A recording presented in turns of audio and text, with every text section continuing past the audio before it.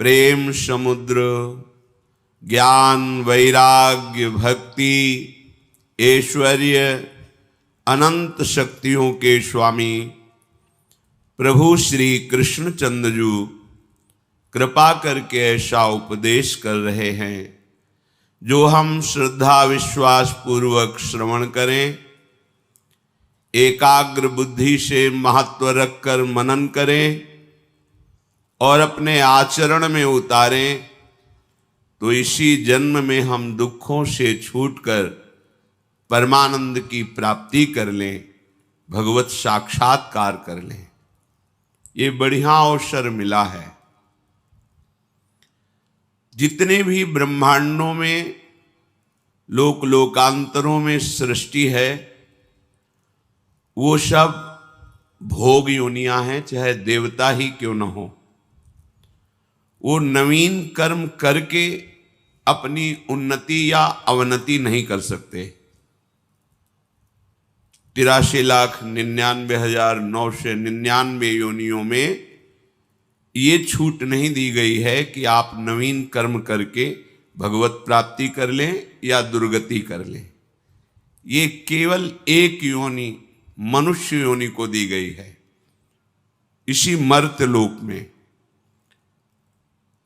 भगवान जब नर रूप में अवतार लेते हैं तो एक रास्ता बन जाता है कि नर भी भगवत स्वरूप हो सकता है।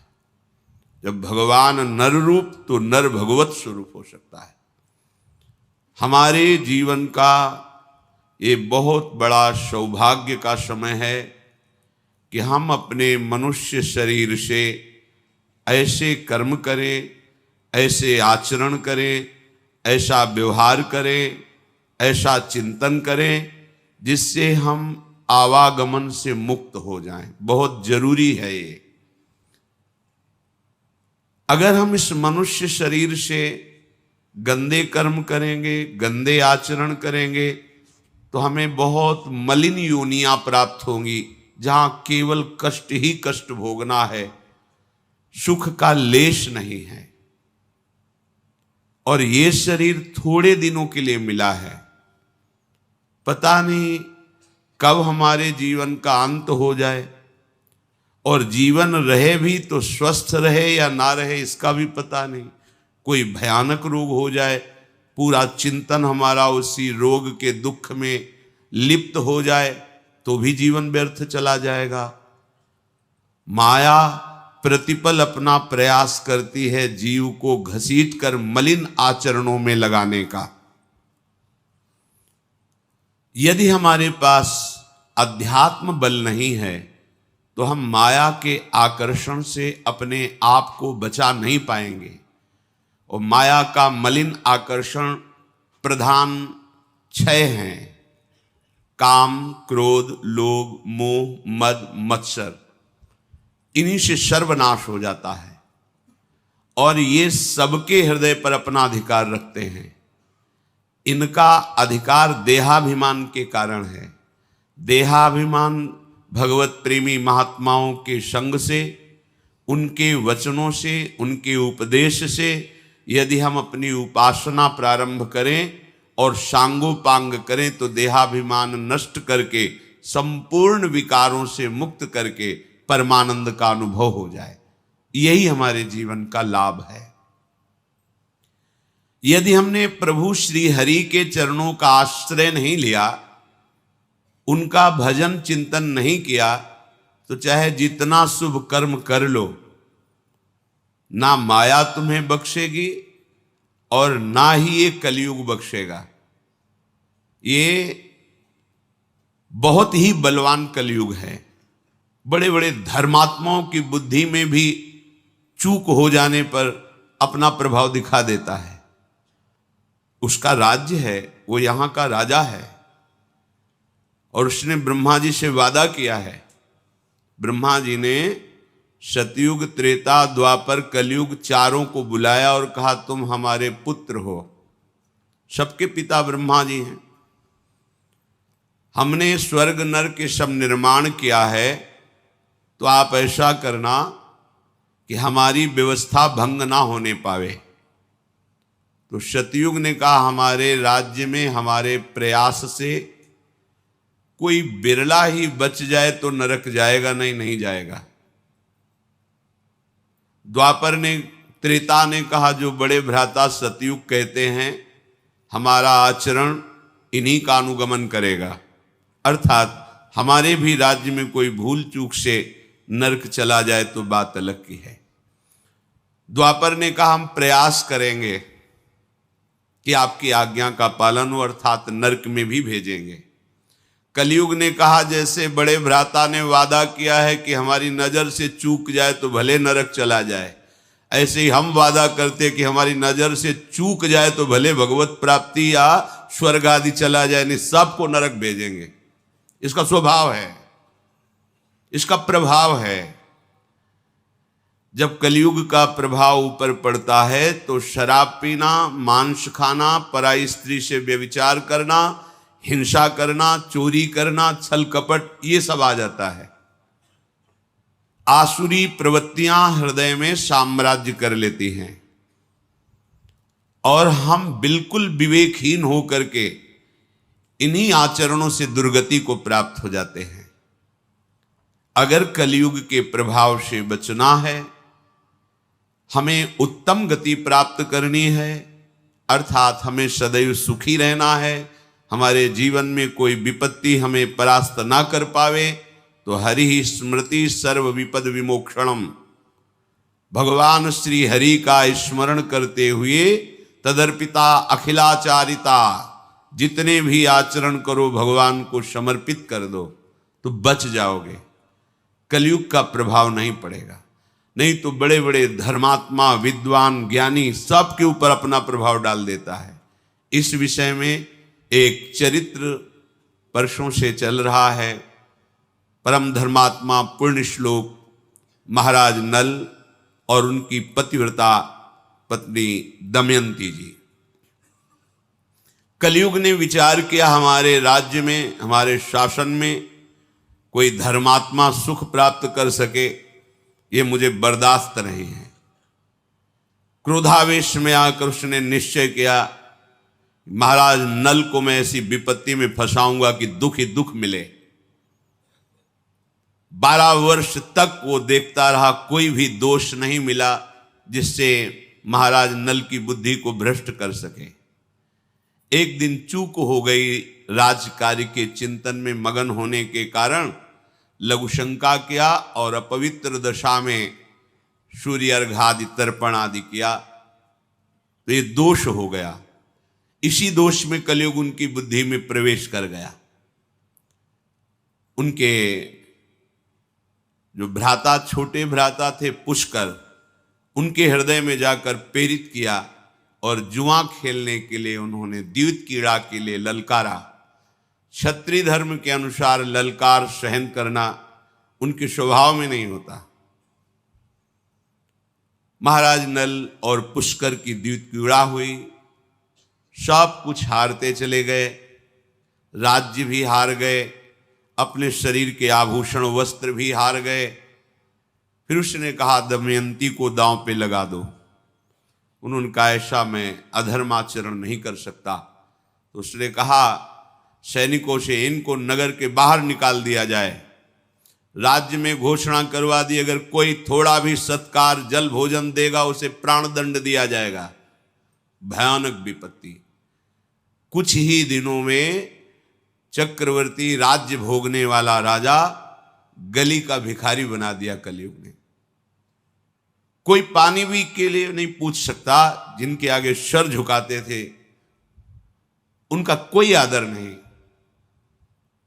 नगर से निष्कासित वन में जब भयानक, जहां सिंह, रीछ, भालू आदि नाना प्रकार के जीव जो पीड़ा पहुंचाने वाले हैं, वहां उन्होंने विचार किया कि हमारी पतिव्रता पत्नी मेरे कारण दुख को क्यों प्राप्त करे। संध्या का समय था, पास में एक खंडहर था उस जंगल में, वहां जाकर के उन्होंने कहा देखो ये मार्ग जाता है पहाड़ी के पीछे से सरोवर, फिर एक ऋषियों का आश्रम मिलेगा, वहां से फिर आप किसी भी नगर में जाकर के आप रह सकती हैं, क्योंकि मेरे ऊपर विपत्ति आई है मुझे लगता है तुम्हें दुख नहीं भोगना चाहिए। उनका महाराज जो आपकी शरण में है, पतिव्रता है, उसका त्याग करना उचित नहीं है।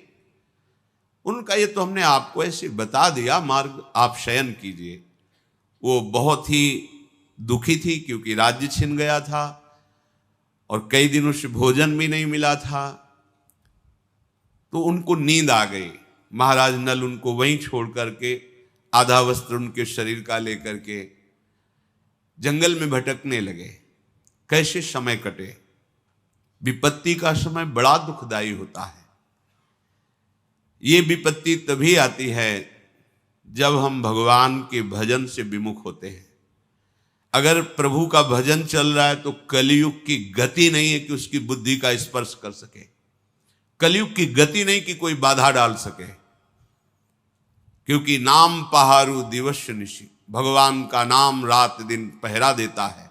कोई भी विपत्ति अमंगल भक्त को छू नहीं सकती। और हम यही तो चाहते हैं ना, कोई ऐसा हमारी सुरक्षा करने वाला हो जो हमें सुख शांति प्रदान करे, निर्भय कर सके। वो केवल श्री भगवान हैं। ये बात सबकी समझ में नहीं आती। जहां तुम हो वहीं हैं, सब में है, तुम में है, सब समय में है तो इस समय भी है। फिर हमें भयभीत क्या होना है। जब मेरा प्रीतम मेरे समीप है तो काल का भी महाकाल है, डरने की जरूरत नहीं है। वही समस्त दुखों से हमें बचा सकता है, दूसरा नहीं।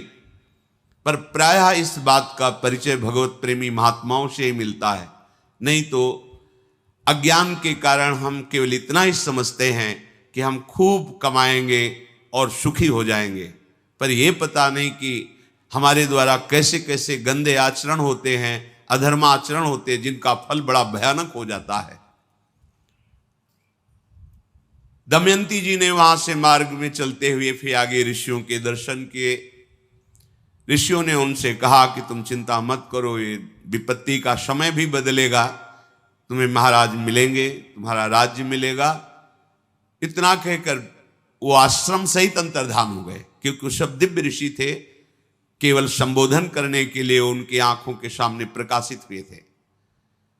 वो भटकती हुई जंगल में घूम रही थी कि एक व्यापारियों के दल को देखा। व्यापारी दल में पीछे पीछे छुप के चली कि ये कहीं किसी नगर को तो जाएगा ही। एक सरोवर के समीप निर्मल जल देखकर व्यापारियों ने वहां अपना कैंप लगाया। रात्रि में जंगली हाथियों के द्वारा आक्रमण होने पर बहुत से व्यापारी नष्ट हो गए। उन व्यापारियों ने विचार किया कोई अमंगल प्राणी हमारे साथ है जिससे ऐसा अनिष्ट हुआ। जब ये बात सुनी तो दमयंती जी वहां से चल पड़ी कि मैं ही यहाँ पीछे पीछे चल रही हूं, अगर इनको पता चलेगा तो हमारी प्राण हानि कर देंगे। आगे चलकर देखा तो कुछ ब्राह्मण लोग नगर की तरफ जा रहे थे, उनके पीछे चली। विदर्भ देश में प्रवेश किया। वहां की राजमाता महल से देख रही थी कि एक विक्षिप्त स्त्री जो बड़ी ही सुंदर सुशील नवयुवती है, कुछ लोग पीछे उनके लगे हुए कंकड़ मार रहे हैं। उनको लग रहा है पागल है, क्योंकि वो शोक से ऐसी व्याकुल थी। राजमाता ने कहा कि मेरा पता नहीं स्वाभाविक क्यों आकर्षण हो रहा है, इस युवती को महल में बुलाया जाए। आदर के साथ उनको जब सामने दासियों ने ला करके प्रणाम करवाया तो राजमाता ने पूछा, देखने से तुम ऐसा नहीं लगती हो कि विक्षिप्त हो या कोई विशेष परिस्थिति में फंसी हुई हो।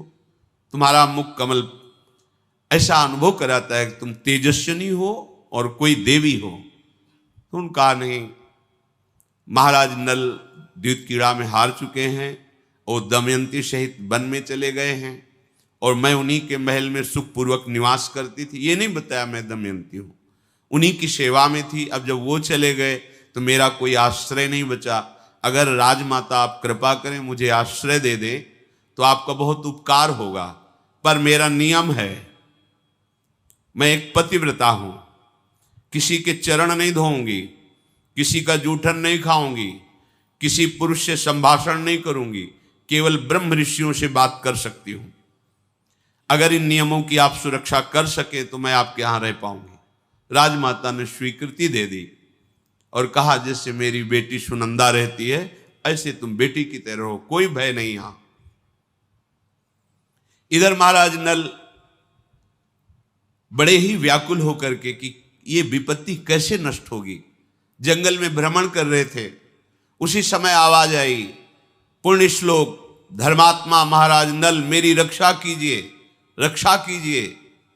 जिधर आवाज आ रही थी उधर वो दौड़ के गए तो देखा दावानल लगा हुआ है, जंगल में भीषण आग फैली हुई और कोई आग की ज्वाला के बीच में पुकार रहा है। इन्होंने देवताओं को प्रसन्न किया था तो अग्नि भगवान ने वरदान दिया था कि कभी अग्नि की दाहिका शक्ति तुम्हें जलाएगी नहीं, अर्थात ज्वाला में तुम चंदन की तरह शीतल होते हुए जा सकते हो। वरुण देवता ने आशीर्वाद दिया था, जहां तुम चाहोगे वहीं जल प्रकट हो जाएगा। बड़ी देवताओं की आराधना की थी तो अग्नि के प्रभाव से रहित उस ज्वाला में महाराज नल प्रवेश किए तो देखा बड़ा ही विशालकाय भयंकर करकोटक नाग कुंडली मारे बैठा हुआ है। नाग ने कहा, महाराज मुझे बचा लीजिए, मैं चल नहीं पा रहा हूं क्योंकि मुझे देवर्षि नारद का शाप हो गया है। मैंने उपहास कर दिया देवर्षि नारद का। संतों का उपहास करना पुण्य नाशक होता है। उस दिन से मैं जड़ की तरह यहीं पड़ा हूं। अब ये दावानल लग गया, मैं एक कदम भी नहीं चल सकता। मैंने देवर्षि से प्रार्थना की थी कि मुझे क्षमा कर दो, तो उन्होंने कहा था जब महाराज नल तुम्हें दर्शन देंगे तो उसी समय तुम हमारे शाप से मुक्त हो जाओगे। तो आप मुझे उठा करके यहां से बाहर कीजिए, मैं शाप मुक्त भी हो जाऊंगा और तुम्हारा मंगल करूंगा। मैं सबसे तेजस्वी नाग, सबसे बड़ा जहरीला, मेरा नाम करकोटक है। महाराज नल ने कहा, तुम इतने भयंकर विशाल कायों में तुम्हें कैसे उठा सकता हूं। उन्होंने कहा कि आप उठाइए, मैं आपके लिए बहुत हल्का हो जाऊंगा। गोद में उठाकर जब बाहर किया रखने लगे तो उन्होंने कहा, नहीं, पहले तुम अपने कदम गिनो फिर रखो, जब मैं रोक दूं तब रुक जाना। तो 1 2 3 4 5 6 7 8 9 10, जे भी 10 बुलाते हुए उन्होंने डस लिया। महाराज नल ने कहा, धोखा क्यों किया तुमने? तुम कहते थे तुम्हारा कल्याण करेंगे, हमने तुम्हारी प्राण रक्षा की और तुमने हमें डस लिया। बोले, मैं तेजस्वी नाग हूं, मेरा प्रभाव विष का संकल्प के अनुसार होता है। तुम्हारे शरीर पर बिल्कुल प्रभाव नहीं पड़ेगा जहर का। तुम्हारे अंदर बैठा हुआ जो कलयुग है वो जलेगा, उसके अंग अंग में मेरा जहर जाएगा और वो बड़े शीघ्रता से तुम्हारे शरीर का त्याग करेगा और उसके त्याग करते ही तुम्हारी बुद्धि शुद्ध हो जाएगी और सारी संपत्ति प्राप्त हो जाएगी। ये कलयुग तुम्हें महान दुख दे रहा है। पर काटने के प्रभाव से उनका शरीर काला हो गया और नाटा हो गया। तो उनका ये क्या किया, मेरा नल रूप जो था वो तो अंतर्हित हो गया। बोले, तुम्हारे काम में आएगा क्योंकि शत्रु राजा तुम्हारा नाश कर देगा, इसलिए अब तुम्हें कोई पहचान नहीं पाएगा। आज से तुम्हारा नाम बाहुक होगा, तुम अपने को बाहुक कहना। और ये पट एक वस्त्र दिया कि जब तुम चाहना कि नल रूप प्रकट हो जाए तो ये वस्त्र ओढ़कर मेरा ध्यान करना, तो तुम्हारा ये रूप हट जाएगा और तुम नल रूप में प्रकाशित हो जाओगे। और जाओ, तुम्हारा मंगल हो। आज के बाद कभी भी कोई दाढ़ वाला जंतु तुम्हें खा नहीं पाएगा, कोई भी विषैला कीड़ा काटेगा, विष नहीं चढ़ेगा, और जहां कहीं तुम्हारी कोई विपत्ति होगी तो मैं सहायता के लिए आ जाऊंगा। ऐसा उसने वरदान दिया। महाराज नल से कहा कि तुम्हारे रक्षा के योग्य अयोध्या नरेश महाराज ऋतुपर्ण धर्मात्मा पुरुष हैं, तुम वहां जाओ, उनके समीप जाने से तुम्हारा मंगल होगा। बाहुक अर्थात महाराज नल राजा ऋतुपर्ण के समीप गए और कहा, महाराज मैं समस्त कलाओं में प्रवीण हूं, विश्व में कोई अश्व विद्या का ऐसा ज्ञाता नहीं जो मेरे समान हो। तीव्रगामी रथ से यात्रा बहुत कम समय में पूर्ण कराना ये मेरे हस्त लाघव होगा। और शिल्प कला का मैं बड़ा प्रवीण हूं और राजनीति का मर्मज्ञ हूं। आपको जब कभी कोई सलाह की जरूरत होगी तो मैं सलाह भी दूंगा। आप मुझे रख लीजिए, मेरा नाम बाहुक है, अपने सारथी के पद पर रख लीजिए। उन्होंने स्वीकार कर लिया। महाराज नल जिस समय जुआ खेल रहे थे तो दमयंती ने देख लिया था कि अब इनकी बुद्धि अपवित्र हो गई है, इसलिए अपने कुमारी और कुमार इंद्रसेन और इंद्रसेनी को अपने पिता के पास भेज दिया था मायके, और अपने सारथी जो महाराज नल के सारथी थे उनका नाम वार्ष्णेय था, उनसे कहा था कि तुम रथ और घोड़े और हमारी पुत्र पुत्री को पिता के पास छोड़कर वहां से चले जाना, और जहां तुम अच्छा समझना वहां रुकना जब तक हमारा समय न बदले, और जब समय बदल जाए तो तुम पुनः अपने सारथी पद पर आकर विराजमान हो जाना। तो वो संयोग से वहां ऋतुपर्ण के यहां ही सेवा में थे। जब वार्ष्णेय ने देखा कि इसकी बात और इसके गुण और इसका आभास तो मेरे महाराज नल जैसा है लेकिन रूप नहीं है, संकुचित हो गए और अपने साथ रख लिया, क्योंकि वो भी घोड़ों की ही सेवा में थे और इनको सारथी पद मिला था। इधर दमयंती जी के हृदय में बड़ी वेदना हो रही थी कि मैं तो महल में रह रही हूं लेकिन मेरे पति प्राणेश्वर पता नहीं किस विपत्ति को सह रहे हों। महाराज भीम दमयंती के पिता थे। जब कुमार कुमारी वहां छोड़े गए तो उनको पता चला परिस्थिति का, तो उन्होंने शास्त्रों ब्राह्मणों को बुलाया और दक्षिणा देकर कहा कि आप दिशाओं में जाइए और सब जगह खोज कीजिए, अगर नल दमयंती का पता आप लगा लेते हैं तो आपको कई हजार गौवें, स्वर्ण मुद्राएं और नगर ये आपकी सेवा में हम समर्पित करेंगे। ब्राह्मणों ने खोज की।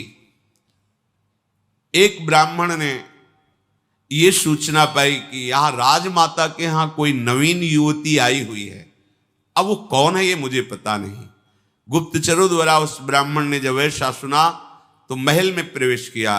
ब्रह्म ऋषियों को महल में कोई रोक टोक नहीं होती थी, किसी भी राजा के महल में जा सकते हैं। वहां जाकर राजमाता से कहा तुम्हारे यहां कोई नवयुवती दासी आई हुई है, हम दर्शन करना चाहते हैं। जब देखा तो बचपन से उन्हें देख रहे थे दमयंती को, क्योंकि वहीं राज दरबार के पुरोहित थे। देखते ही उन्होंने कहा बेटा तुम अपने मस्तक को धोइए, क्योंकि मस्तक में इनके एक दिव्य चिन्ह था जो बचपन से वो पहचानते थे। जेवी धोया तो ये समझ गए दमयंती है।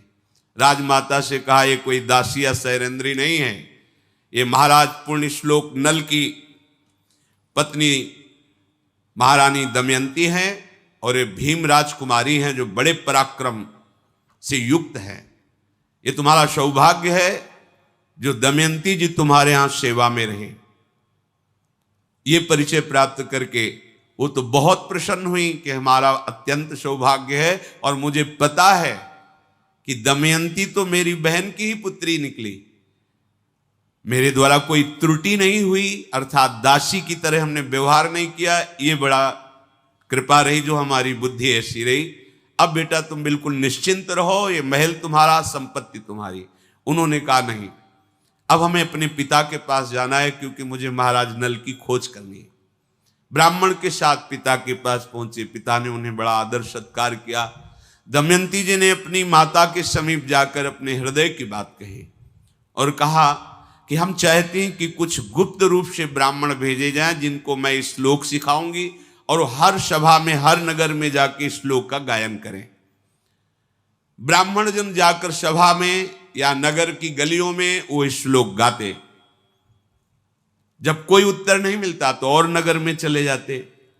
ऐसे ही ब्राह्मण अयोध्या पहुंचे और ऋतुपर्ण की सभा में जब श्लोक गाया तो वहीं बैठे हुए बाहुक रूप में महाराज नल थे। सभा से बाहर निकले और एकांत में उस ब्राह्मण से मिले, उस श्लोक का उत्तर दिया। दमयंती ने कहा था जो शब्द बोले जाएं वैसे ही शब्द हमारे सामने कहा जाए, मिलावट ना की जाए। संदेश वाहक को इतना चतुर होना चाहिए कि शब्दों में अपनी मिलावट नहीं होनी चाहिए, नहीं भाव बदल जाएगा। जो संदेश दिया जाए, जिन शब्दों से दिया जाए, ठीक केवल उतना ही शब्द बोलना चाहिए। अपनी मिलावट की तो फिर भाव बदल जाएगा। इसलिए ब्राह्मणों से कहा था जैसे शब्द बोले जाएं वही बोलना आके। ब्राह्मण लोग आए और बताया दमयंती से कि राज चिन्ह तो कोई नहीं दिखाई दे रहा था। वो महाराज ऋतुपर्ण के सारथी हैं, काला शरीर है, नाटा स्वरूप है, पर उन्होंने उत्तर में आपके श्लोक का यही दिया था कि कोई भी पतिव्रता पत्नी अपने पति पर दोष नहीं करती। ऐसी परिस्थिति थी दुखद, उस दुखद परिस्थिति में तुम दुख ना भोगो, इसलिए उसने तुम्हारा त्याग किया था। देख लो, वो तुम्हारे जीने के लिए, अन्न प्राप्त करने के लिए अपने अधो वस्त्र को भी स्वर्ण पंखों से युक्त पक्षियों को पकड़ने की चेष्टा की, तो वो पंख धारण करने वाले पक्षी वो कपड़ा भी लेकर उड़ गए। ये बात केवल महाराज नल जानते थे। दमयंती जी ने कहा, निश्चित महाराज नल ही हैं, दूसरा कोई नहीं, पर रूप क्यों नहीं है ये मुझे पता नहीं, क्योंकि ये हमारे और महाराज नल के बीच का संवाद केवल महाराज नल जानते हैं। दमयंती ने अपनी माता से कहा, मैं एक गुप्त कार्य करना चाहती हूं जिसे महाराज पिता भीमसेन भी ना जान पाए और कोई नगर का एक भी नागरिक ना जान पाए। माता ने सहयोग दिया।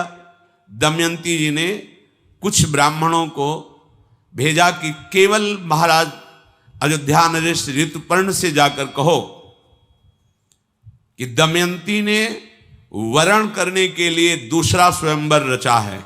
बहुत से राजा और राजकुमार आए हैं, आपका भी निमंत्रण है, पर वो बड़ी शीघ्रता से स्वयंवर रचा है, इसलिए समय नहीं है, सुबह ही स्वयंवर है, ऐसा बोलना जाके। ब्राह्मणों ने ऐसा ही किया। ऋतुपर्ण जी ने दमयंती का स्वरूप, सौंदर्य, महिमा सुनी थी। उन्होंने कहा कि कोई हमें सुबह तक पहुंचा ही नहीं पाएगा, 100 योजन अयोध्या से दूर है, कैसे कुंडनपुर में हमें सुबह तक कोई पहुंचा सकता है। तो सारथी बाहुक ने कहा, सुबह तो बहुत समय होता है महाराज, मैं संध्या होते होते आपको पहुंचा दूंगा। तो उनका बातें बनाने से नहीं होता, बहुत बड़ी यात्रा है, 400 कोस दूर, 100 योजन का मतलब 400 कोस दूर, और रथ से इतने कम समय में पहुंचा देना। उनका महाराज मेरी यही अश्व विद्या है, तो उनका तुम शीघ्र घोड़े छांट कर लाओ और मैं तैयारी करता हूं, स्वयंवर में मैं दमयंती के सम्मिलित होना चाहता हूं। 4 ऐसे मरे से घोड़े छाट के लाए। उनका तुम्हारा दिमाग खराब है, ये घोड़े कहीं एक नगर से दूसरे नगर में नहीं जा सकते हो, तुम इतनी लंबी यात्रा। बोले, हम पर विश्वास है, तो तुम्हारे राज परिवार के घोड़ों में ऐसे घोड़े हैं ही नहीं, जैसे ये बलवान घोड़े हैं, तुम्हें निर्बल दिखाई देते हैं। आप आइए और रथ पर विराजिए। जे ही रथ पर वो विराजे, घोड़ों ने घुटने टेक दिया। उनको लगा कमजोरी के कारण। उन्होंने कहा, देखो जब मैं बैठा तो ये घोड़े घुटने टेक दिए, ये यात्रा करेंगे। बोले, महाराज अब ये भूमि को प्रणाम करके भूमि का स्पर्श भी नहीं करेंगे, ये वायु वेग से चलने वाले घोड़े हैं और मैं इनकी परीक्षा करके इनको जांच करके लाया हूं। ऐसा ही किया, रथ पर विराजमान हुए, चल पड़े। अचानक वो दुपट्टा संभाल नहीं पाए, गिरा। उन्होंने कहा, हमारा दुपट्टा गिर गया है, रुको। तो उनका, महाराज पता है कितने कोस आप आगे निकल चुके? आपका दुपट्टा गिरा और आप बोले इतने में कई योजन हम आगे निकल चुके हैं, इतनी तीव्र गति रथ की। तो उनका आश्चर्य है तुम्हारी अश्व विद्या को, पर मेरी भी विद्या आप समझ लीजिए, मैं गणित विद्या में पूरे विश्व में नंबर 1 में हूं। तो उनका, महाराज कहना अलग बात होता है, प्रमाण दीजिए। ऐसे चलते हुए कहा, यह बहेड़े का वृक्ष है, इसमें जितने ऊपर पत्ते लगे हुए हैं उससे 102 पत्ते नीचे ज्यादा गिरे हुए हैं। एक डाल में इतने फल, इतने पत्ते, इतने पुष्प हैं। रथ रोक दिया और कहा, मैं गणना करके ही प्रमाणित मानूंगा। तो उनका, अगर इसकी गणना में लगोगे तो स्वयंवर में नहीं पहुंच। बोले, आप निश्चिंत रहिए। देखा, एक डाल काट करके जितने पत्ते बोले थे उतने ही पत्ते, उतने ही फल, उतने ही पुष्प। उनका, महाराज आपकी गणित लाजवाब है। तो उनका, गणित ही नहीं, मैं द्यूत कीड़ा का भी महारथी हूं, मैं तुम्हें द्यूत कीड़ा भी बताऊंगा और तुम मुझे अश्व विद्या बता देना। इतने में कलयुग शरीर से बाहर निकला और महाराज नल को प्रणाम किया और कहा, आप क्षमा कर दीजिए, मैं कर्कोटक के विष से जलते हुए अब नहीं रह सकता, इसलिए मैं निकला हूं, अगर तुम क्षमा कर दोगे तो विष का शमन हो जाएगा। और मैं ये वचन देता हूं कि जो तुम्हारे चरित्र को सुनेगा मैं कभी उसको कोई दुख विपत्ति नहीं दूंगा। कलयुग ने ऐसा कहा। महाराज नल ने कि हमारे प्रारब्ध का ही विधान था, इसमें तुम्हारा क्या दोष। कलयुग बहेड़े के वृक्ष में समा गया और वो रथ हाँक करके कुंडनपुर पहुंचे। वहां देखा तो कोई स्वयंवर का कहीं कोई चिन्ह भी नहीं, कोई राजा नहीं, कोई राजकुमार नहीं, कोई हलचल नहीं। तो ऋतुपर्ण बड़े ही विद्वान राजा थे। मन में हुआ कि ऐसा क्यों ब्राह्मण लोग मिथ्या भाषण नहीं करते। तो ये हमारे यहां जाके बोले कि स्वयंवर है, यहां तो कोई रचना नहीं। जे ही महाराज भीम ने सुना कि बड़े बलवान विद्वान धर्मात्मा राजा ऋतुपर्ण पधारे हुए, तो उनको वैसे ही अगवानी की, महल में लाए, स्वागत किया और कहा महाराज अचानक आपका आगमन मैं जानना चाहता हूं कि किस कारण से हुआ। अब वो ये तो बोल नहीं सकते कि स्वयंवर के कारण, क्यों वहां कुछ भी स्वयंवर का नहीं। उन्होंने कहा बस आपसे मिलने की इच्छा हुई इसलिए चला आया।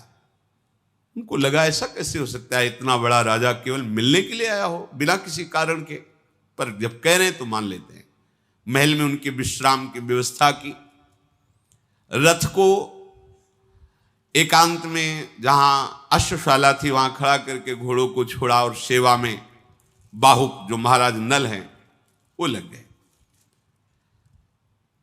घोड़ों की रखवाली करने वाले बाहुक को दासी के द्वारा दमयंती ने कहा कि आप इनकी चेष्टाओं पर नजर रखना। यद्यपि मेरा हृदय कह रहा है कि महाराज नल पधार चुके हैं, रथ की घड़घड़ाहट से मुझे अनुभव हो गया ऐसा रथ केवल महाराज नल चला सकते हैं। पर यहां 3 दिखाई दिए, एक महाराज ऋतुपर्ण, दूसरे वार्ष्णे और तीसरा वो जो काला और नाटा। तो महाराज नल कहां हैं? और मुझे आभास हो रहा है कि मेरे पति पधारे हुए हैं। जो सत्य पे चलता है उसका हृदय कभी मिथ्या संकेत नहीं करता। जो सत्य बोलता है उसकी वाणी कभी मिथ्या नहीं होती। जो पातिव्रत धर्म से युक्त है वो अपने पति के सामीप्यता का आभास निश्चित कर लेती है। दमयंती जी ने अपनी दासी से कहा कि आप जाकर के इनकी चेष्टाओं पर नजर कीजिए। ये महाराज ऋतुपर्ण के सारथी के रूप में जो है, क्या मेरे महाराज नल हैं? पर महाराज नल तो बड़े तेजस्वी गौरांग बदन और ये काले रंग के। विश्वास मेरा कहता है ये महाराज नल है, पर प्रमाण कहता है कि ये नल नहीं है। मुझे प्रमाण चाहिए। दमयंती बोली दासी से, केशनी तुम मेरा एक काम करो, ये छोटी छोटी बाहों वाले जो कुरूप रथवाहक हैं इनके निकट जाओ और मैं जैसे शब्द बोल रही हूं वही बोलना। मधुर वाणी से पूछना तुम्हारा कुशल है।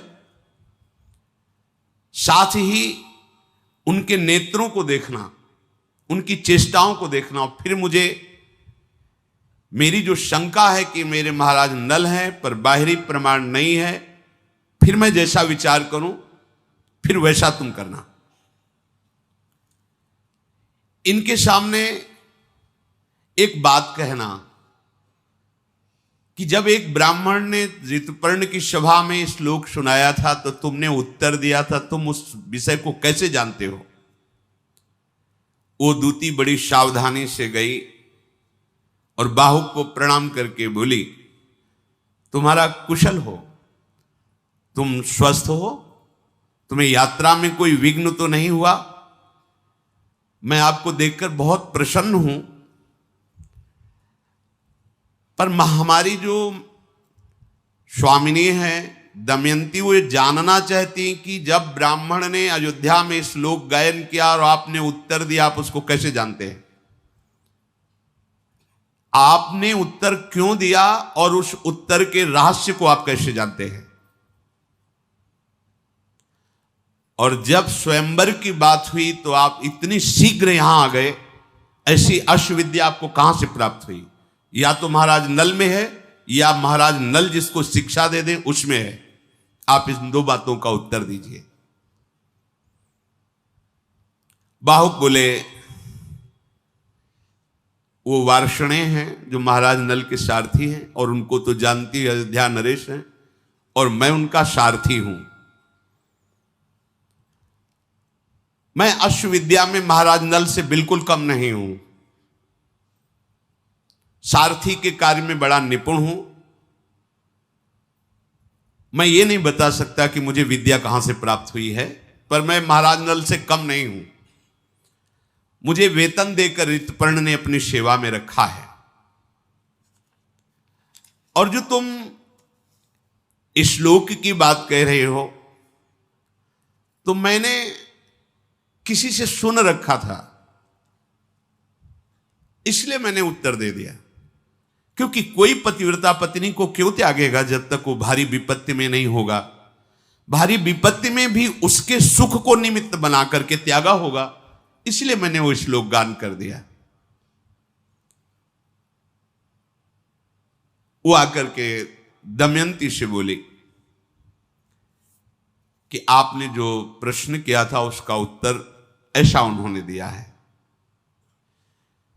हृदय में बहुत वो जल रही कि अभी कोई हमें संकेत नहीं मिल रहा कि हमारे महाराज नल हैं, पर मेरा हृदय कहता है कि मेरे महाराज नल हैं।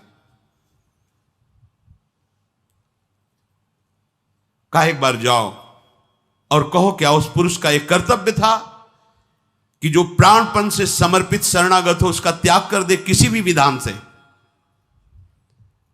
दासी गई और जाकर के कहा कि जो शोकाग्नि में वैसे ही व्यथित थी, असहाय थी, तो क्या उस पुरुष को अपनी शरणागत स्त्री का त्याग करना उचित था? ये दमयंती जी ने प्रश्न किया है आपसे, क्योंकि आपने उस पुरुष के विषय में बोला है, तो क्या उस पुरुष को उचित था? उनके आंसू चलने लगे। उन्होंने कहा कि उसके हृदय में कितना बड़ा विचार दुखद आया होगा। वो किंकर्तव्य विमूढ़ हो गया था, उसके ऊपर कलयुग का प्रभाव था। कई कारणों से उन्होंने अपनी प्रिय पत्नी का त्याग किया, ना कि क्रोध से, ना कि दोष दृष्टि से। जिसके वस्त्र अपहरण कर लिए गए, जिसका राज्य अपहरण कर लिया गया, जो भटक रहा है दुखद परिस्थिति में, वो अपनी पत्नी को कैसे दुख देने की बात सोच सकता है? इस परिस्थिति में पत्नी को दुख ना मिले इसलिए उसने त्याग किया था। दमयंती जी ने जब ये उत्तर सुना तो उनका महाराज के सिवाय बात कोई कह नहीं सकता। फिर जाओ उसकी परीक्षा करो। अब की बार कुछ बोलना मत, बस खड़ी रहना। जब वो कोई कार्य करे तो उसके कार्य पर दृष्टि रखना। उनको बोलो कि हमारे यहां कोई भूखा नहीं रह सकता, तुम आए हो, थक गए हो, भोजन पाइए, पर सब कच्चा लेके जाना, कुछ भी पका नहीं होना चाहिए। और जब वो पकाएं तब तुम थोड़ा सा निकाल कर मेरे पास ले आना और उनकी पकाने की विधि को देखना। वो आग्रह करें तो भी उनको जल और अग्नि, ये दो की सुविधा मत देना। तुम्हें जो जो लक्षण दिखाई दे वो अक्षरशः मेरे से आके कहना। दमयंती के ऐसे कहने पर उनकी दासी केशनी वहां गई और बाहुक से कहा कि हमारे यहां भूखा कोई नहीं रह सकता। महाराज तो महल में पा रहे हैं, आप स्वयं बना लीजिए। कुछ फल और कुछ रांधने की वस्तुएं जो भोजन में, वो रखी और कहा आप स्वयं अपने अनुकूल बना लीजिए। आपको कैसा अनुकूल पड़ता है वो आप अपने अनुकूल बना लीजिए। पात्र रख दिए, भोजन रख दिया। ना किसी पात्र में जल, ना कोई अग्नि। बाहुक ने ऐसे पात्रों को स्पर्श किया, जल भर गया, क्योंकि वरुण देव का आशीर्वाद था, तुम जैसे ही जल का चिंतन करोगे वहीं जल प्रकट हो जाएगा। खाद्य पदार्थों को धो करके और जो ही चढ़ाया और अग्नि का चिंतन किया तो अग्नि प्रकट हो गई। बिना कोई लकड़ी ईंधन के अग्नि स्वयं प्रकाशित हो रही है। इन चेष्टाओं को देखा, आश्चर्यचकित हो गई, और वो अपने हाथ से अग्नि को संभाल रहे हैं। हाथ में कोई अग्नि जल नहीं, क्योंकि उनका वरदान था, जितना जल चाहिए उतना ही जल प्रकट हो जाता था। आश्चर्यजनक बात कि उनके हाथ में जो फूल स्पर्श हो जाए वो कभी मुरझाएगा नहीं, मसल दे तो भी फूल मसलेगा नहीं, और सुगंधित और खिल जाएगा। पुण्यात्मा पुरुष थे। ये अद्भुत लक्षण देख करके उस शीघ्रता पूर्वक आई और दमयंती जी से कहा कि बाहुक की ये चेष्टाएं हमने देखी है। उनकी चेष्टाओं में दमयंती जी ने पूरे महाराज नल की शक्ति को देखा कि ये पावर तो केवल महाराज नल को प्राप्त है। उनका एक और परीक्षा करो, उनके पकाए हुए भोजन को लाओ, क्योंकि धर्मराज ने आशीर्वाद दिया था उस भोजन में अमृत का स्वाद मिलेगा। चारों देवता, देवराज इंद्र, अग्नि, वायु और धर्मराज, ये चारों बहुत प्रसन्न थे महाराज नल पर। बातचीत में लगाकर चतुर्दासी ने थोड़ा सा भोजन निकाला और वो दमयंती को जाके दिया। दमयंती ने जे ही पाया उनका पक्का पक्का ये महाराज नल हैं। अब मुझे पूर्ण विश्वास हो गया, अब कोई संशय नहीं, ये महाराज नल हैं। और वो व्याकुल होकर के रोने लगे। किसने से कहा है इंद्रसेनी और इंद्रसेन कुमार कुमारी को ले जाओ, उनके समीप जाओ, देखो उन बच्चों के साथ कैसी चेष्टा करते हैं। इंद्रसेना और इंद्रसेनी को जो ही समीप ले गए, महाराज नल जो बाहुक रूप में थे, कई वर्षों बाद अपने बच्चों को दौड़ पड़े, दोनों बच्चों से लिपट करके बहुत जोर जोर से रोने लगे। फिर एकदम सावधान हुए और दासी से कहा, बड़े प्यारे बच्चे हैं, मैं अपने बच्चों से बिलग हूं, इसलिए इन बच्चों को देखकर मुझे अपने बच्चों का प्यार आ गया, इसलिए दुलार किया।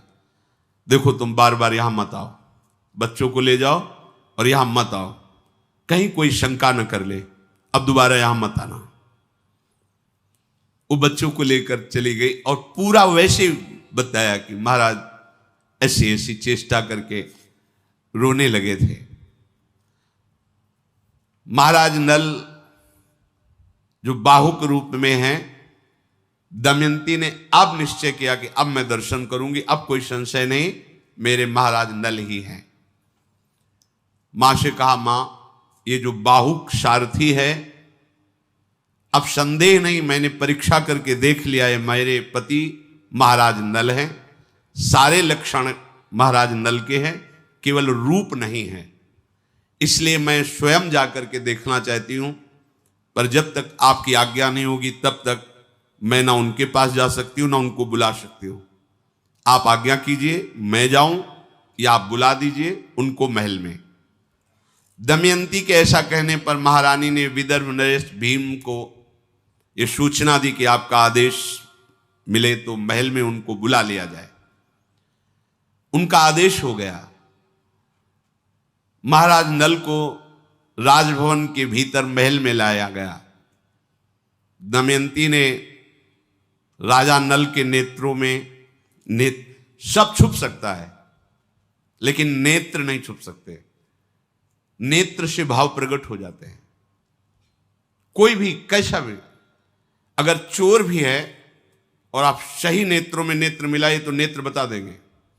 उनके नेत्रों में, प्रेमी है तो नेत्र से पता चल जाएगा, द्वेषी है तो नेत्र से, छल कपट है तो नेत्र, सब छुपा सकते हो, नेत्र नहीं छुपा सकते, पर नेत्र पहचानने की योग्यता हो तब।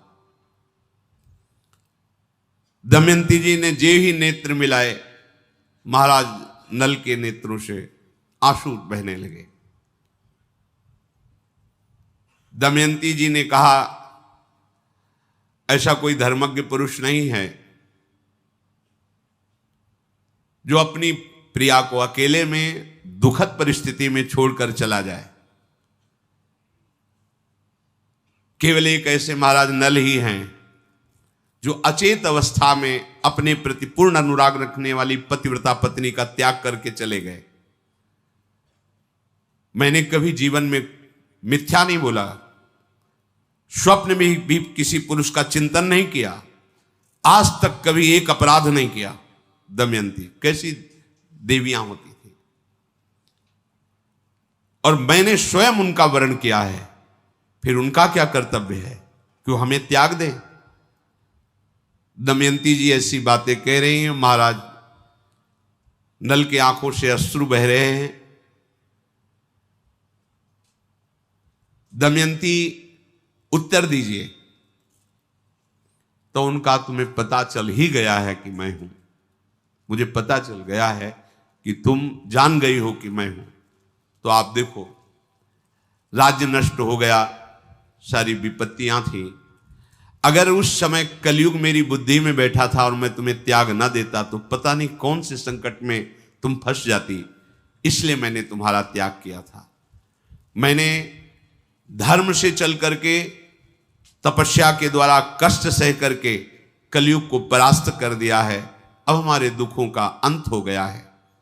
ये पापी कलयुग जिसकी भी बुद्धि में बैठ जाता है उसका सर्वनाश कर देता है। इसने मेरा सर्वनाश कर दिया।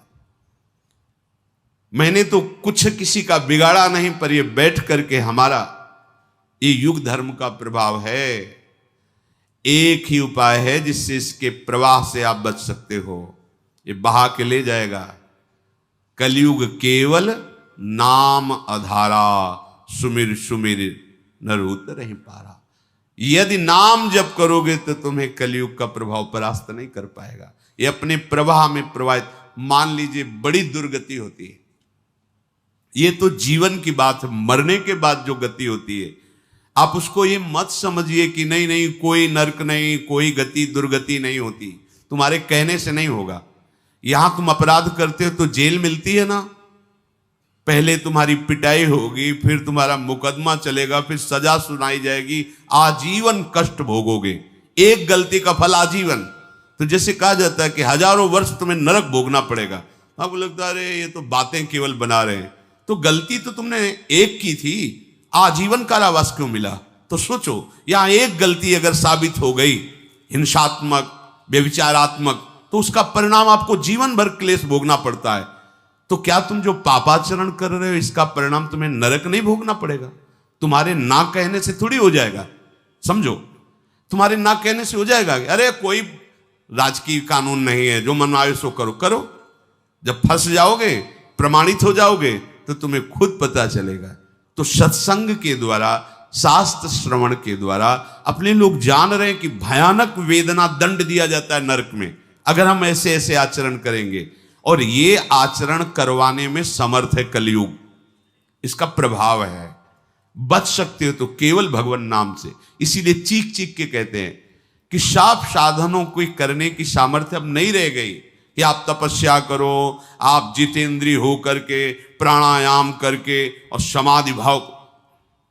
न शरीरों में ताकत रहेगी, न आहार में ताकत रहेगी, न बुद्धि में ताकत रहेगी। एक बात सबको ही कर सकता है, बच्चा हो, बूढ़ा हो, कोई पढ़ा लिखा हो ना हो, जो जहां जैसे भी, राधा राधा राधा राधा। इसके लिए तुम्हें कोई ये शर्त नहीं रखी जा रही कि ऐसे हो तो राधा बोलो, नहीं, जैसे भी हो, जहां भी हो, राधा राधा राधा। तो कलयुग की क्या बात है, काल भी बाधा नहीं पहुंचा सकता। विश्वास कीजिए, काल भी बाधा नहीं पहुंचा। जहां राधा वहां कहां बाधा। और नहीं, चाहे जितने शुभ कर्म कर लो, बख्शेगा नहीं कलयुग। देखो ये शुभ कर्म करने वाले पुण्य श्लोक महाराज नल का चरित्र इसीलिए गान करके कहा कि तुम कितना पुण्यात्मा होगे, इन जैसे महापुरुषों जैसे थोड़ी होगे। कैसी विपत्तियां, कैसे दुख, कैसे संकट भोगने पड़ रहे हैं। तो राधा राधा कहने से संकटों से बच जाएंगे क्या? पहली बात, तस्मात् शास्त्रम प्रमाणम ते, कोई बात केवल भावुकता पूर्वक कही जाए तो भी अच्छा है, लेकिन प्रमाण युक्त। हित सजनी स्वरूपा महाप्रभु हरिवंश चंद्र जी महाराज कह रहे, अनुल्लिख्यानंतानपि तदप राधान मधुपतिर महाप्रेमा विष्टम तो परम देयम विमृशति तवैकम श्री राधे गृणत इह नामामृत रसम महिम्नः कः सीमाम स्पृशति तौ दास्यैक मनसाम। कि जिसने केवल इतना सीख लिया है राधा राधा राधा, तो लालजू ही महाराज संपूर्ण न्यायाधीशों का न्यायाधीश है, सुप्रीम पावर लालजू महाराज है।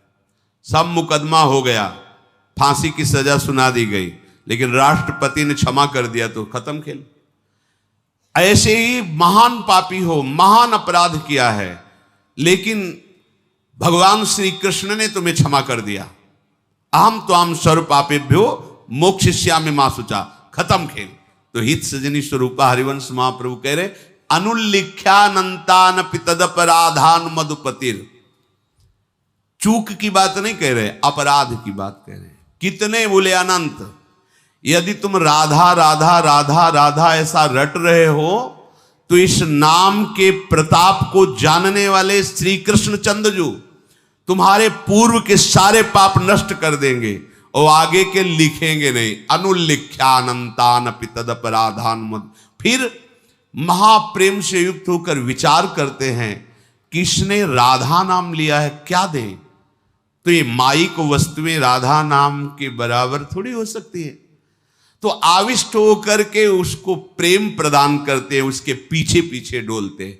बोले लाडली, ये तो आपके नाम की महिमा हुई, और कहीं किसी ने आपके चरणों का शरणागत भाव लेकर आपकी सेवा की भावना, दासत्व की भावना कर ली, तो उसको क्या देंगे? ये तो केवल नाम की महिमा, राधा नाम की महिमा। कलयुग की कोई चाल नहीं चल सकती, काल की कोई चाल नहीं चल सकती। जब आप राधा राधा राधा राधा रटेंगे ना, तो राधा नाम का एक प्रभाव है। जैसे हमारी राधा किशोरी का स्वभाव है, ने कहूं न रिस कहूं भूल हूं न होत सके, ऐसे एक प्रभाव है राधा नाम का। प्रगटित प्रेम प्रकाशम सकल जंतु शिशिरी कृत चित्तम गत कल तिमिर समूहम निर्मल अकलंक उदित जग चंद्रम। कलयुग की कोई भी चाल राधा नाम जापक के ऊपर नहीं प्रभाव डाल पाएगी। और प्रगटित प्रेम प्रकाशम, हृदय में प्रेम को प्रकाशित कर देगा। ऐसा ज्ञान का चंद्रमा शीतलता प्रदान करते हुए उदय होगा, कोई भी अज्ञान की आकर्षणकारी मायामयी वृत्तियां आपको परास्त नहीं कर पाएंगी। विशद चंद्र तारा तने शीतल किरण प्रकाश अमृत सींचत मम हृदय सुखमय आनंद रास। सुखमय आनंद रास सकल जन शोक हर समुझ जाए शरण ते डरत ना काल डर। दियो दान तिन भय द्वंद दुख सब घटे नित नित नव नव प्रेम कर्म बंधन कटे। कटे कर्म बंधन संसारी सुख सागर पूरी तति भारी। विधि निषेध श्रृंखला छुड़ावे निज आलय बन आन बसावे। ओ आलय बन बसत संग पारस के आयस कनक समान भयम। मांगो मन मनसी दास अपनी करी पूरन काम सदा हृदयम। हो गई बात, श्री जी के पास पहुंच गए। राधा राधा राधा, जितने भी श्वासें हैं, कोई भी हो कहीं भी हो, इससे सहज अमृत में बात नहीं मिल। राधा राधा राधा, कोई भी बाधा स्पर्श नहीं कर सकती। गरजते हुए तुम्हारा जीवन व्यतीत होगा, गरजते हुए। हरिवंश भरोसे भय निडर और नित गरजत हरिवंश बल, ये बल प्रकट हो जाएगा तुम्हारा। हा हरि रा राधा वा वृंदावन सा सहचरी। नहीं तो अभी तो 5000 के ऊपर ही कुछ वर्ष में, मतलब अभी घुटने के बल भी कलयुग नहीं चल रहा। 4,32,000 वर्ष की आयु है। जवानी में इसके क्या होगा? अभी तो बच्चा भी ऐसा बच्चा है कि अभी घुटने के बल भी सही ढंग। 4,32,000 में तो अभी 32,000 वाला भी नहीं पूरा हुआ। 4,32,000 वर्ष की आयु है, अभी तो 5,000 कुछ वर्ष हुए होंगे कलयुग को लगे हुए। थोड़ा तो लाख में पहुंचने दीजिए, फिर देखना भाव भ्रष्टाचारा सब संसारा, धर्म सुने नहीं काना, कलिकाल बिहाल किए मनुजा, नहीं माने को अनुजा तनुजा। आने तो दो, ये मत सोचो कि अगला जन्म होगा तो हम भजन करके सिद्ध हो जाएंगे। बिना भजनानंदी सिद्ध महापुरुषों के आश्रय के भजन होता ही नहीं। भजन कोई छोटी मोटी बात नहीं। और कलिकाल का जैसा प्रचंड रूप बढ़ता चला जाएगा, ये सब अपने को नहीं मिलेगा। जो भगवत साधन चाहिए, ना आहार मिलेगा, ना संग मिलेगा, ना ऐसे महापुरुषों का सानिध्य, हम कैसे चल पाएंगे? अभी अवसर है, निकल चलो। ये बुद्धि को भ्रष्ट करने वाला कलयुग यहां का सम्राट है। अगर बच सकते हो तो केवल भगवान नाम से, दूसरा कोई उपाय नहीं, कोई उपाय नहीं। जगह जगह वर्णन किया गया। कृतयुगे ध्यायते विष्णुम त्रेतायाम यजतई मखई द्वापरई परिचर्यायाम कलौ तद्धरि कीर्तनात्। अन्य युगों में ध्यान की महिमा, पूजा सेवा की, यज्ञ की महिमा, लेकिन कलयुग में एक ही बात केवल बचा सकती, नाम जप। नाम, दूसरा नाम जप करो, नाम कीर्तन करो, नाम गुणगान करो। महाराज नल ने कहा दमयंती जी से कि मैंने अपने उद्योग से, तपस्या से कलयुग को परास्त कर दिया, अब हमारे दुखों का अंत ही है, ऐसा समझो। आप हमें क्षमा करना। कोई भी प्रेमी अपने प्रीतम पर क्रोध नहीं करता, उसकी चेष्टाओं में दोष दर्शन नहीं करता। अर्थात आप हम पे दोष मत देखो कि हमने तुम्हारा त्याग किया है, तुम्हारे सुख के लिए तुम्हारा त्याग किया है।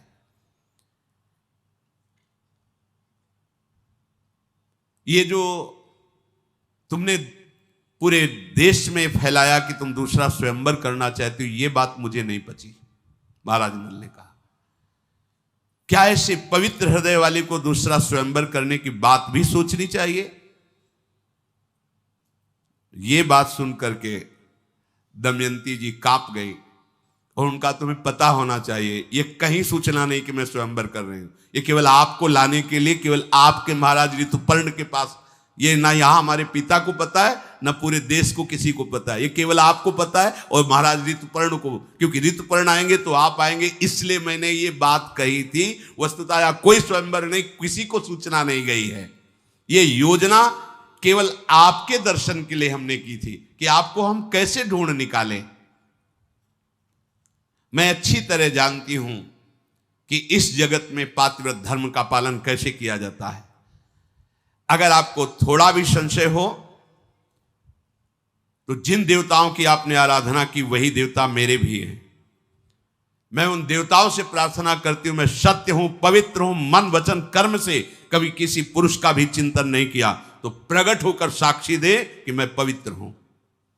जे ही ऐसा कहा तो त्रिलोकी में विशेष शक्तिशाली 3 देवता, वायु देवता, सूर्य देवता, चंद्र देवता प्रकाशित हुए और उन्होंने कहा कि एक एक शब्द परम पवित्र है दमयंती का, कहीं इनके मन में, वचन में, कर्म में, तीनों में अन्य भाव नहीं।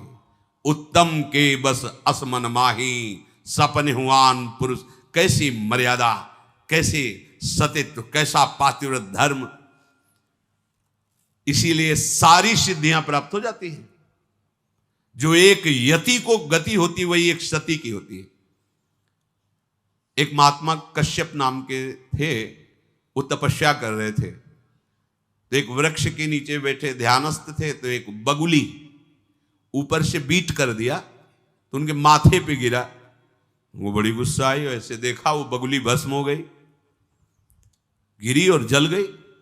वो लगा पावर आ गया हम में, उठे और चल पड़े। ये पावर नहीं संतों का, नहीं, कोई भूल ना करे। पावर ये है कि हमको सभा के बीच में मारा, अपमानित किया, और हम हृदय से प्रभु से प्रार्थना करके उसको परम पद पहुंचाएं। ये हमारा सामान, ये हमारा तपस्या है, ये हमारा बल है, यही हमारा विषय है। हमारा विषय ये नहीं कि कोई हमारे प्रतिकूल हो जाए तो उसका मंगल हो जाए, नहीं। अगर कोई हमें गाली देता है, हमारा अपमान करता है, हमारी निंदा करता है, तो हमारी साधुता इसी बात की है कि उसका मंगल हो, उसका कभी अमंगल ना हो। ये नहीं कि उसको भस्म कर दिया, उसको दंड दे दिया, या अपने तपोबल से विघ्न डालकर उसके जीवन को मिटियामेट कर दिया। ये राक्षसी भाव संतों में नहीं होता, कभी नहीं होता। देखो ठाकुर हरिदास जी को मार कोड़े खून से लथ कर हैं, 22 बाजारों में कोड़े मार मार करके जान से मारने की चेष्टा कर रहे हैं। बोले हरि बोल करता है। मुस्कुरा कर देखा, बोले अब तुम्हारा कल्याण हो जाएगा। तुमने 2 बार हरि बोला ना, अब देखो अभी तक उनको अपनी चिंता नहीं, चिंता है कि इन जल्लादों का कल्याण के। हरि बोल बोला। ईसा मसीह जी को क्रूस पे टांगा गया, अश्रुधारा चली। निज जनों ने पूछा, प्रभु क्या आपको बहुत पीड़ा हो रही? तो उनका हाँ, हृदय में। इस शरीर के लिए नहीं, मैं इनके लिए ईश्वर से प्रार्थना कर रहा हूं कि जिन्होंने मुझे क्रूस पर टांगा है, इनको क्षमा करना, इनकी बुद्धि शुद्ध करना, इनको सदैव सुख प्रदान करना। प्रभु ये आपके बच्चे अज्ञानी हैं, इनको कभी दंड ना देना। यह है महात्मा का स्वरूप, ये है महात्मा के स्वरूप। थोड़ी की बगुली ने हग दिया, उसे भस्म कर दिया। मानते हैं तपस्या में बल है, पर तपस्या अबोध प्राणियों की हिंसा करने के लिए है क्या? अब वो अहंकार से उठे और एक घर में भिक्षा के लिए गए, आवाज लगाई भिक्षाम दे। तो घर से एक बहू निकली, उसने कहा महाराज कुछ क्षण रुकिए, अभी अभी आपकी व्यवस्था करते हैं भिक्षा की। और दूसरे दरवाजे से उनके पतिदेव पधारे, तत्काल वो भूल गए। पतिदेव का आगमन होते ही उनकी परिचर्या में रह गए।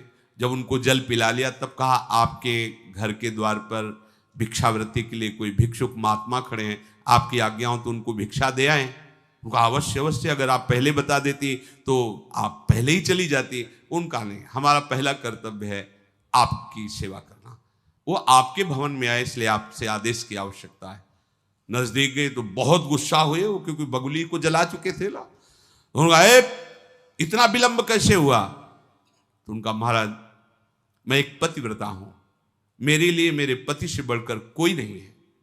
अगर आपको भिक्षा देने आई तो उनके भवन में आप आए, इसलिए मेरा आपके प्रति आदर भाव पति के भवन में आने के कारण है। और मेरे पति पधारे तो मैं उनके स्वागत में उनको बैठाया, जल पिलाया, फिर आदेश लेकर। तो मुझे जानती नहीं हो? तो जानती हूं। वो पेड़ की बगुली मत समझ लेना। उस देवी ने कहा वो पेड़ की बगुली मत समझ लेना कि तुम गुस्सा से देखोगे भस्म हो जाओ। अभी तुम बच्चे हो, अभी तुम्हें पता ही नहीं तपस्या किसे कहते, धर्म किसे कहते। एक अबोध प्राणी को भस्म करके तुम अपने को सिद्ध समझ। होश उड़ गए उनके, क्योंकि वहां कोई था नहीं। अब तो घबरा गए, हाथ जोड़ा और कहा देवी तुम तो एक घर की बहू हो, श्रृंगार की हुई, ना कोई तपस्या, ना तुम कैसे जानती हो? बोले मुझे तीनों कालों का ज्ञान है, केवल अपने पति की आराधना करने पर। मैं अपने पति को भगवान मानती हूं, मन वचन कर्म से उनकी सेवा में रहती हूं, कभी मिथ्या छल कपट नहीं करती, इसलिए मुझे पूरा तीनों काल का ज्ञान है। क्या हुआ है, क्या हो रहा है, क्या होगा, तीनों का ज्ञान है। अभी तुम अबोध हो, तुम्हें ज्ञान की आवश्यकता है। कहां जाऊं? बोले जाओ, एक व्याध है, उन व्याध के पास जाओ, वो तुम्हें बताएंगे कि ज्ञान किसे कहते हैं। व्याध हमें ज्ञान देगा? ब्रह्म ऋषि वो। बोले जाओ तो तुम। वहां गए तो शुरू था, कितने किलो चाहिए? बोले आधा किलो। बोले ये ज्ञान देगा? और चलने लगे। तो उनका सुनो सुनो महाराज, वो पतिव्रता ने भेजा है ना, थोड़ी देर रुको, ग्राहक निपटा ले, फिर आपसे बात करते हैं। बिना फोन का। बोले बताओ। हम तो यहाँ त्रिकाल स्नान करते हैं, प्राणायाम, संध्या, गायत्री, तब। और ये मांस वेश्या इसको पता है? जब तो बोले मुझे बड़ा आश्चर्य हो रहा, आपको कैसे सिद्धि प्राप्त हुई? बोले मैं अपने माता पिता को भगवान मानता हूं, 8 पहर उनकी सेवा करता हूं, व्याध कुल में जन्मा हूं, इसलिए कुल का कर्म करता हूं, कोई हिंसा नहीं करता हूं, कोई झूठ छल कपट नहीं करता हूं। घर ले गए तो सिंहासन में बूढ़े माता पिता थे, साष्टांग प्रणाम किया और दिखाया कि मैं 8 पैर जैसे भगवान की सेवा की जाती है, अपने माता पिता की सेवा करता हूं, इनको मैं अपना भगवान मानता हूं, इसलिए मुझे तीनों काल का ज्ञान प्राप्त हो गया। जैसे पुंडरीक जी अपने माता पिता को भगवान मान, तो विट्ठल भगवान उनके दर्शन देने के लिए आए थे। अगर हम अपने धर्म से युक्त हैं तो धर्म का बड़ा प्रताप होता है। दमयंती जी ने कहा मेरी पवित्रता को प्रमाणित करने के लिए तीनों देवता प्रकाशित हो गए, सूर्य, चंद्र, वायु, महाबली वायु, और कहा मैं प्रमाण देता हूं, साक्षी हूं। क्योंकि सूर्य चंद्र क्यों प्रकट हुए? रात्रि में भगवान चंद्र की साक्षी रहते, दिन में भगवान सूर्य, और दिन रात्रि दोनों के साक्षी वायु देवता होते हैं। वायु के बिना जी नहीं सकता कोई, इसलिए प्रधान तीन देवता प्रकट हुए और कहा आज तक मन वचन कर्म से दमयंती जी ने कभी किसी और का चिंतन ही नहीं किया। अंतरिक्ष लोक में वायु देवता, चंद्र देवता और सूर्य देवता ने कहा कि दमयंती पूर्ण निष्पाप है, जीवन में कभी पापाचरण नहीं। कैसे महाभागवत जन है। तुम्हारी प्राप्ति के लिए दमयंती आज भी देखो, जो वस्त्र तुमने काटा था आधा ले गए थे वही ओढ़े हुए हैं। जल से केवल पवित्र हो जाती थी, कभी उपटन लगा के स्नान नहीं किया, कभी श्रृंगार नहीं किया, कभी आभूषण धारण नहीं किए। दमयंती परम पवित्र है, आप बिना किसी प्रश्न के इनको स्वीकार करें। दमयंती जी को महाराज नल ने हृदय से लगाया और कहा कि अब तुम बाहु के हृदय से नहीं लगी हो। देखो करकोटक नाग का स्मरण करके जे ही वस्त्र रखा उन्होंने दिया था तो वो नल रूप से प्रकाशित हो गए। नल रूप जे ही प्रकाशित होया, दमयंती जी ने बहुत प्रसन्न होकर के अपने पिता माता से कहा आज हमारे मनोरथ सफल हो गए हैं। जैसे चंद्रोदय होने पर शीतलता छा जाती है, ऐसे पूरे नगर में उत्सव मनाया गया। दमयंती के माता पिता ने बड़ी सेवा की दोनों की, इसलिए फिर उन्होंने अनुमति मांगी कि अब मुझे अपने राज्य जाना है। राजा नल ने विनीत भाव से ससुर को प्रणाम करके कहा कि आपकी बड़ी कृपा रही, अब आप मुझे आशीष दीजिए, मैं अपने राज्य को जा रहा हूं। जो विपत्ति में सहयोग करे वही रिश्तेदार, वही मित्र, पर प्राय ऐसा कम होता है। विपत्ति में लोग मुख फेर लेते हैं। कोई बिरला ही जो धर्मात्मा पुरुष भगवत भाव वाला हो वही सहयोग करता है। नहीं, विपत्ति में फंसे हुए को चाहे जितना सगा संबंधी हो, हमने देखा है, भ्रमण के समय देखा है, जीवन में देखा है, प्रभु के सिवा कोई साथ देने वाला नहीं दिखाई देता। जब ये पता चलता है ना कि ये किसी काम का हमारे नहीं रह गया, तो कोई प्यार नहीं करता, कोई साथ नहीं देता। और ये तब तक समझ में नहीं आता जब तक विपत्ति नहीं आती। इसलिए बड़े बड़े संतों ने कहा है कि विपत्ति बहुत बड़ा मित्र है, जो असली चेहरा संसार का दर्शन करा देता। जो थोड़े दिन होए हित अनहित या जगत में जान परे सब। कौन वास्तविक मेरे से प्यार करता है ये पता चलता है विपत्ति में। महाराज आपने विपत्ति में मेरा सहयोग किया। आपने जो सहयोग किया उसका थोड़ा सा और आप सहयोग कीजिए कि मेरे को कुछ संपत्ति दीजिए, क्योंकि मैं अपने राज्य को वापस लाने के लिए एक बार जुआ फिर खेलूंगा जाके। तो बहुत से अश्व, 16,000 बलवान हाथियों को स्वर्ण से आभूषित करके, 600 पैदल सैनिक और 150 सुंदर स्वर्ण जटित रथ महाराज नल को दिए। बड़ी स्वर्ण अशरफियां आप जाइए। हमारा राजा नल अपनी सब वैभव के साथ अपनी राजधानी में गए और पुष्कर से कहा कि आओ, हमने संपत्ति एकत्रित कर ली, अब जुआ होगा। तुमने छल के द्वारा मुझे हराया था, अब मैं धर्म के द्वारा तुमसे विजय प्राप्त करूंगा। उसने कहा महाराज बड़ी बड़ी बातें मत करो, अभी तो सब कुछ हार के गए थे। खेल तब होगा जब इस दांव में दमयंती को भी लगाओगे आप। महाराज नल ने कहा दमयंती मेरे प्राण संपत्ति सब एक दांव में, और तेरे प्राण और राजधानी, राज परिकर राज खजाना एक दांव में, एक ही बार का पासा पड़ेगा। मैं अपने प्राणों सहित, दमयंती, पूरा वैभव तुम्हारा, चाहे मार देना या सुरक्षित रखना, ये तुम्हारे ऊपर बात। तुम्हारे प्राण, तुम्हारा राज्य, खजाना, ये सब मेरा, एक दांव, जो जीते। अब तो पूरी सभा में जो दबे हुए महाराज नल के वफादार जन थे, सब हां खेलना पड़ेगा इसे, क्योंकि ये धर्म कहता हुआ है कि जो हारा है वो कभी भी आकर ललकारे तो उसको दांव देना चाहिए, खेल खेलना चाहिए। ये धर्म का विषय है। पुष्कर, आओ तुम अब हमारे सामने। अगर तुम द्वित कीड़ा नहीं खेलना चाहते तो आओ, तुम्हारे द्वंद्व युद्ध होगा। जो विजयी होगा वो सब संपत्ति का अधिकारी बनेगा। उसने कहा महाराज तो तैयार कर लो दमयंती को हमारी दासी बनाने के लिए, क्योंकि वो देख चुका था कि सब कुछ जीत चुके हैं। महाराज नल ने कहा गलत शब्द का उच्चारण नहीं, असंबद्ध प्रलाप बिल्कुल नहीं।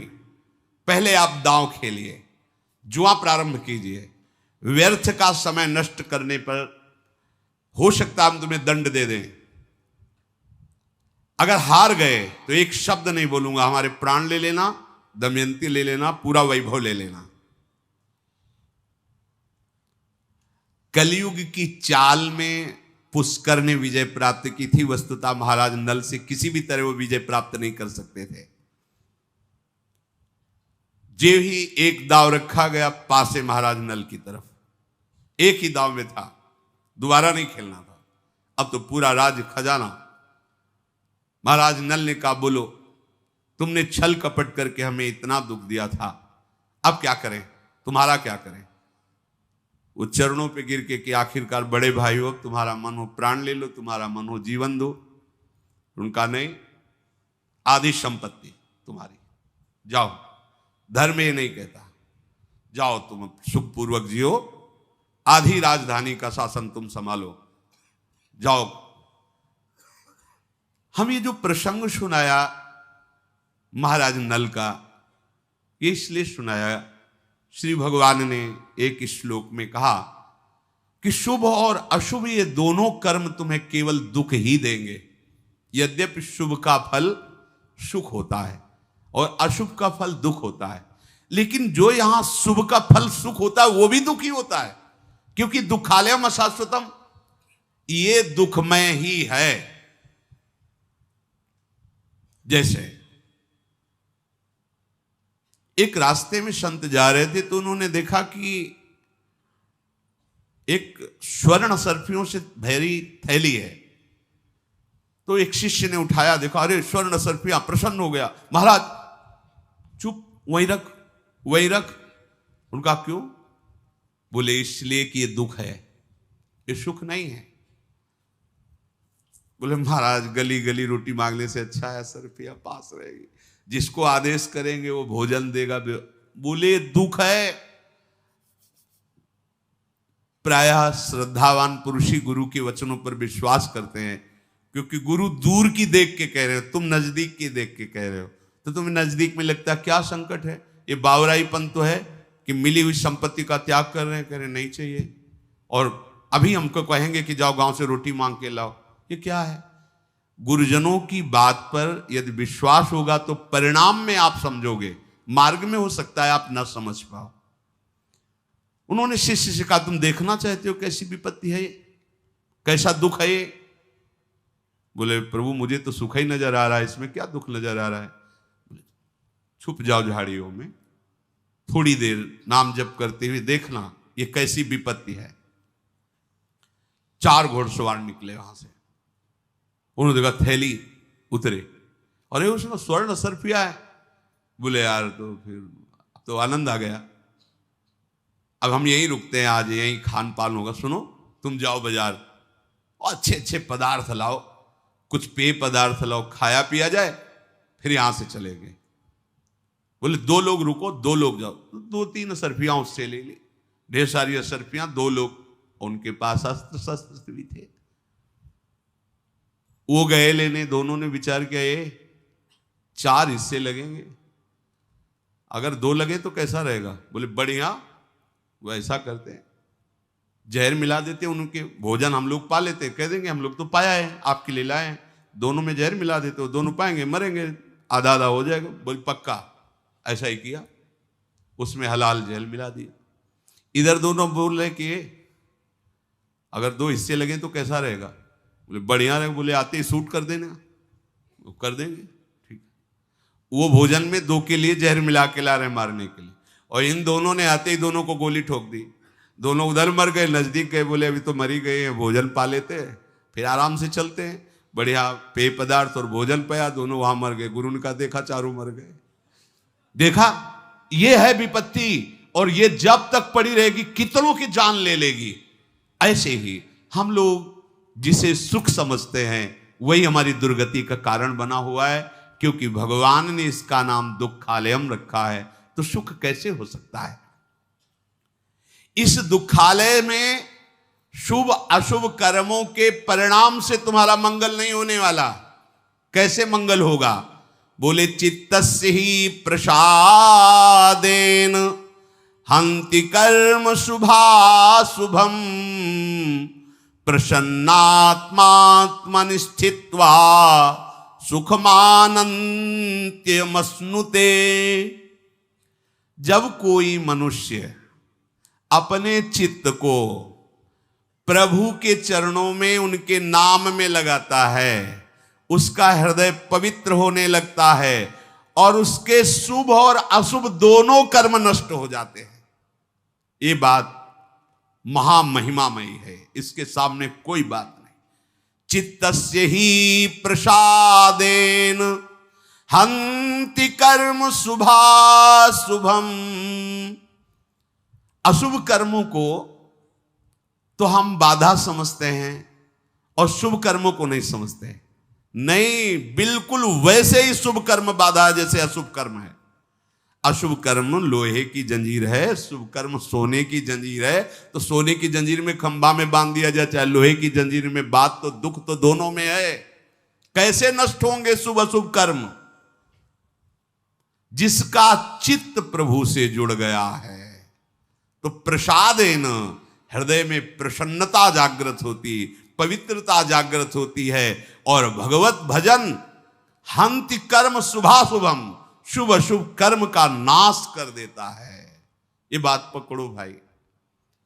आप जहां भी जाते हैं, जहां भी किसी संत महात्मा के पास, किसी तीर्थ में, किसी भगवत विग्रह के दर्शन हेतु, या कहीं किसी डॉक्टर या किसी झाड़ फूक, कहीं भी एक ही उद्देश्य होता है, दुख की निवृत्ति हो जाए।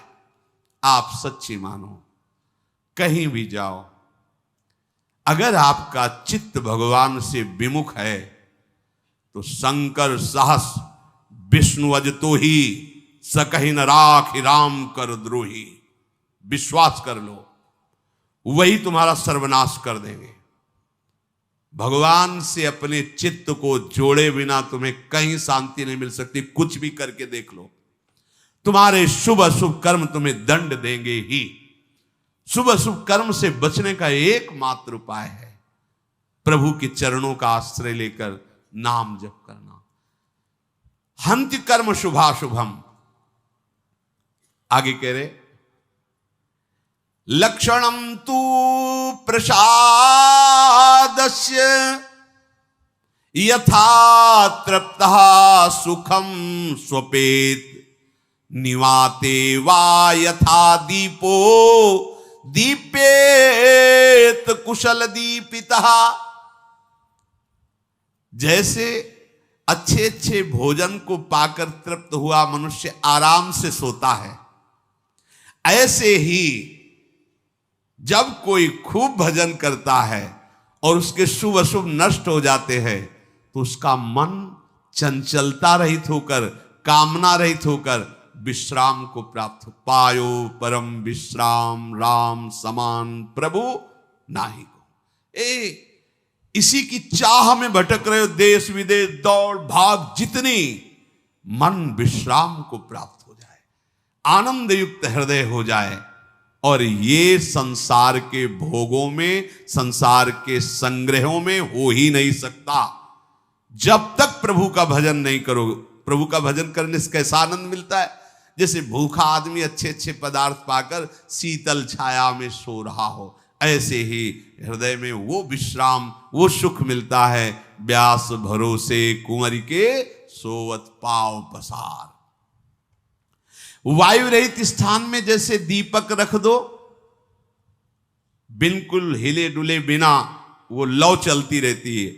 भजन तुम्हारा तभी परिपक्व माना जाएगा जब भरी सभा में, भीड़ में, बाजार में आपके मन की स्थिति प्रभु में कैसी हो, वायु रहित स्थान में रखे हुए दीपक के लौ की तरह। भजन की पूर्णता किसमें यहां बता रहे हैं, जब आपके मना स्थिति हो, जैसे वायु स्थान में दीपक रखा है, बिल्कुल एक तार लो जल रही, ऐसे एकदम अखंड तेल धारावत भगवत चिंतन चल रहा है, चाहे सभा में हो, चाहे एकांत में हो, चाहे बाजार में हो, चाहे निर्जन में हो। इसके लिए सबके लिए साधारण उपदेश है। ये साधारण शब्द इसलिए प्रयोग कर रहे हैं कि असाधारण भी साधना होती। जो असाधारण साधना होती है उसमें रात्रि के 1 या 2 के बीच में जग जाया जाता है। पूरी दिनचर्या, जैसे आप सब कृपा पात्रों की, श्री जी की कृपा से यही दिनचर्या चल रही। क्योंकि जब हम यहाँ 2:45 बजे, तो यहाँ सब रंगोलियाँ बनी हुई, तो मतलब है कि 2 बजे 1:30 बजे से शुरू किया होगा, तभी तो ऐसा। लेकिन साधारण दिनचर्या प्रत्येक प्राणी के लिए कह रहे हैं। अगर आप आनंद चाहते हो तो पूर्व रात्रे परेचयु युंजाना सततम मनः। 8 पहर होते हैं,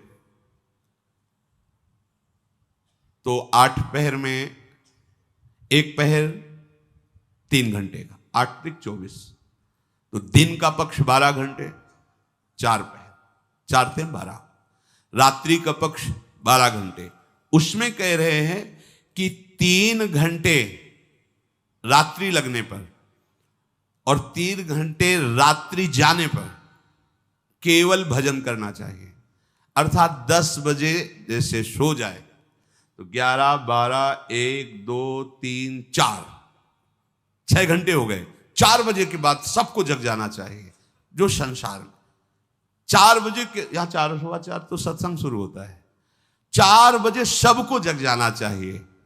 अगर आप 4 बजे नहीं जगते, सूर्य उदय हो जाता है और आप सो रहे हैं, तो आपकी बुद्धि नष्ट होगी, आपकी आयु नष्ट होगी, अकाल मृत्यु होने की संभावना रहेगी, शरीर रोग ग्रसित होगा और दरिद्रता आपका पीछा नहीं छोड़ेगी। चाहे जितना रुपया कमा लो, तुम्हारा हृदय दरिद्र रहेगा।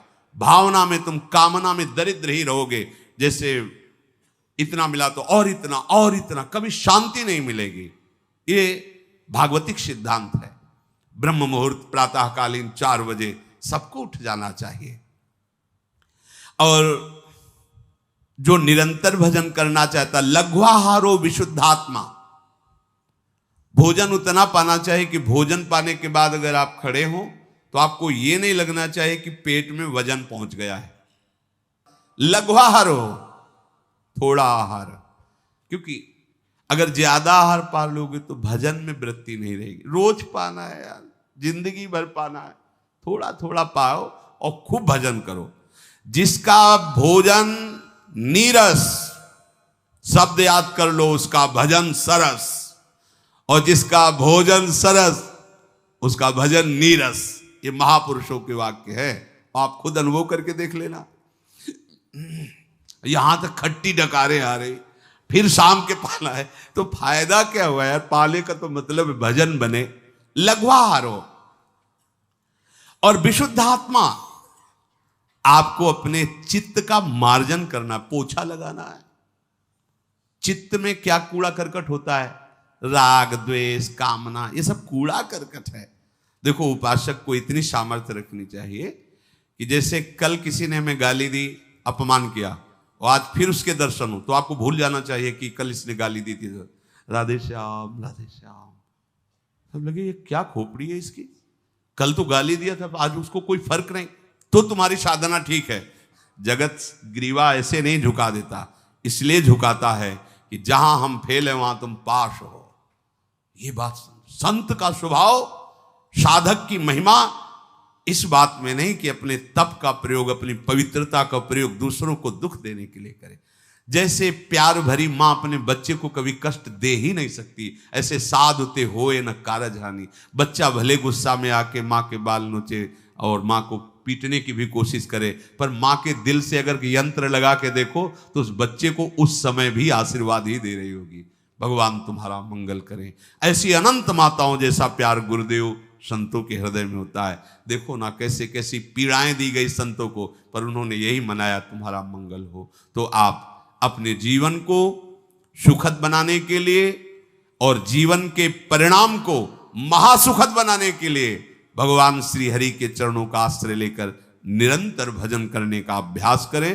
भगवान मंगल भवन है, सबका मंगल करेंगे, सबके दुखों को मिटाएंगे, सबके संकटों को मिटाएंगे। एकमात्र वही ऐसी सामर्थ्य रखते हैं, दूसरा कोई नहीं। श्री राधा वल्लभ लाल की।